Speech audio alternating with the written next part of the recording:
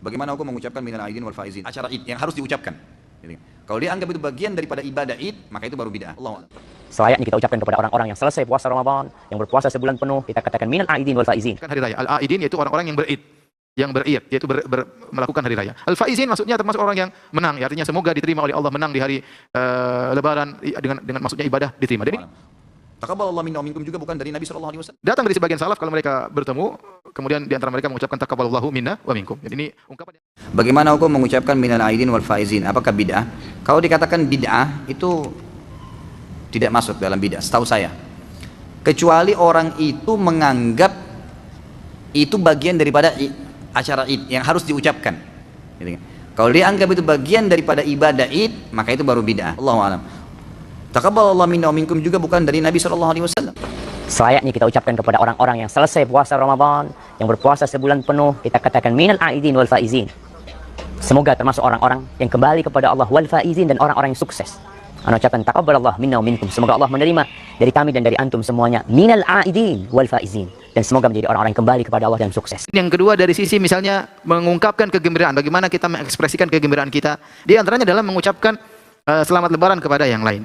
Datang dari sebagian salaf kalau mereka bertemu, kemudian di antara mereka mengucapkan taqabbalallahu minna wa minkum. Dan ini ungkapan yang paling indah. Semoga Allah menerima ibadahku dan ibadah kalian. Karena kita sudah beribadah selama sebulan, yang paling kita harapkan adalah ibadah kita diterima. Tetapi selain daripada itu, boleh seorang menulis kartu lebaran, selamat lebaran, minal aidin wal faizin. Apa minal aidin wal faizin juga termasuk doa. Minal aidin artinya al-aidin itu orang-orang yang melaksanakan hari raya. Al-aidin yaitu orang-orang yang berid.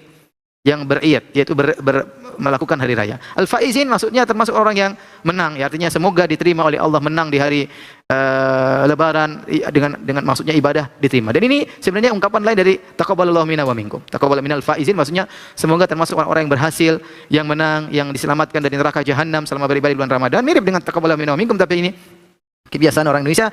Namun ucapan minal aidin wal faizin juga saya dengar diungkap oleh sebagian orang-orang Arab, sebagaimana ketika saya tinggal di Madinah saya juga dengar sebagian mereka mengatakan demikian, minal aidin wal faizin, mereka ucapkan demikian. Ya, dan ini hukumnya boleh. Saya bacakan fatwa Syekh Shalih Al-Utsaimin rahimahullah. Beliau ditanya, "Ma hukmu tahniah bil Aid?" Apa hukum mengucapkan selamat pada hari lebaran? Wa hal laha sighatun muayyanah? Apakah ada lafal khusus untuk mengucapkan selamat lebaran? Maka Syekh Muhammad bin Shalih Al-Utsaimin rahimahullah berkata, "At-tahniah bil Aid jaizah." Mengucapkan selamat lebaran itu boleh. Walaysa laha tahniatun makhsusatun, dan tidak ada lafal khusus. Bal ma'tadahu an-nasu fa huwa jaizun ma lam yakun isman. Kaidah. Dia mengatakan apa yang dilakukan tradisi masyarakat maka itu hukumnya boleh selama bukan dosa. Jadi hukum asalnya boleh seorang mengucapkan selamat ini, selamat anu, ya, selama tidak dosa, ya. Beliau juga berkata, "At-tahniatu bil Aid qad waqa'at min ba'dhi sahabah radhiyallahu anhum."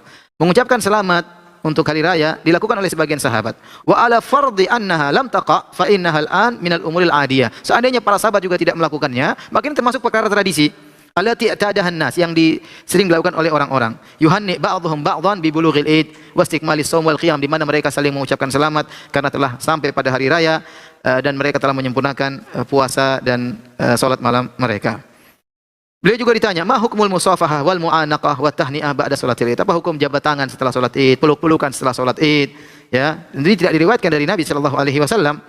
Maka beliau menjawab, "Hadhil asya' la ba'sa biha." Perkara-perkara ini tidak mengapa. Li'anna an-nas la yattakhidunha 'ala sabili ta'abbud. Karena orang melakukannya bukan ini sebagai bentuk ibadah. Wa taqarrub ila Allah, bukan sebagai bentuk bertaqarrub kepada Allah Subhanahu wa taala. Innama yattakhidunha 'ala sabilil 'adah. Mereka melakukannya karena dalam sebagai bentuk tradisi. Wal ikram wal ihtiram, dalam rangka untuk menghormati, menghargai. Wa madamat adah lam yarid syar' bin nahi anha fa innal asla fiha al ibahah. Selama karena ini adalah perkara tradisi, maka selama syariat tidak datang dalil melarang, maka hukum asalnya adalah boleh. Hukum asalnya adalah boleh. Karena itu, jika ada orang mengucapkan selamat lebaran dengan ungkapan-ungkapan mereka sendiri, selama tidak ada dosa dalam ungkapan tersebut, maka itu tidak jadi masalah. Tapi yang terbaik kita mengatakan taqabbal minna wa minkum, selama semoga diterima amal ibadah kita, atau minal aidin wal faizin, semoga termasuk orang melakukan hari raya, wal faizin termasuk orang yang menang pada hari lebaran. Ini juga diantara bentuk doa. Dan sebagian orang-orang Indonesia menambah dengan mohon maaf lahir dan batin. Mohon maaf lahir dan batin. Taib. Mohon maaf lahir dan batin. Ya, sungguhnya kalau kita punya salah sama orang, kita segera minta maaf. Jangan tunggu hari lebaran baru kita minta maaf, ya.